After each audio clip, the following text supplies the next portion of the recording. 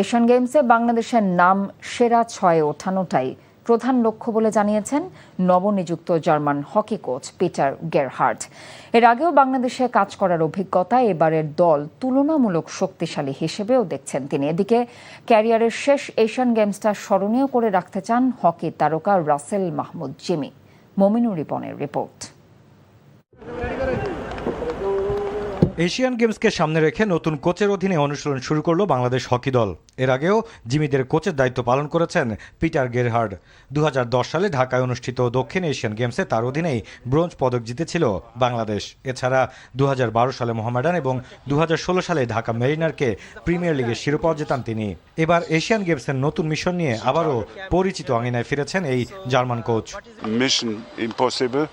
এবারের মিশন অসম্ভবকে সম্ভব করা। আমাদের প্রথম লক্ষ্যটাই হলো এশিয়ান গেমসে দলকে সেরা 6-এ তোলা। বিষয়টা কঠিন মনে হতে পারে, কিন্তু অসম্ভব নয়। প্রস্তুতির জন্য আমরা ভালো সময় পাচ্ছি। জার্মানিতে ক্যাম্প করাটাও বেশ কাজে আসবে বলে আশা করছি। এশিয়ান গেমসের আগে জার্মানিতে 25 দিনের অনুশীলন ক্যাম্প করবে বাংলাদেশ।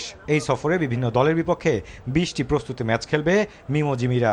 এশিয়ান গেমসে ভারত, দক্ষিণ কোরিয়া এবং স্বাগতিক জাপানের বিপক্ষে ম্যাচের আগে এই ক্যাম্প প্রস্তুতিতে ভালো কাজে আসবে বলে মনে করেন হকির এই তারকা।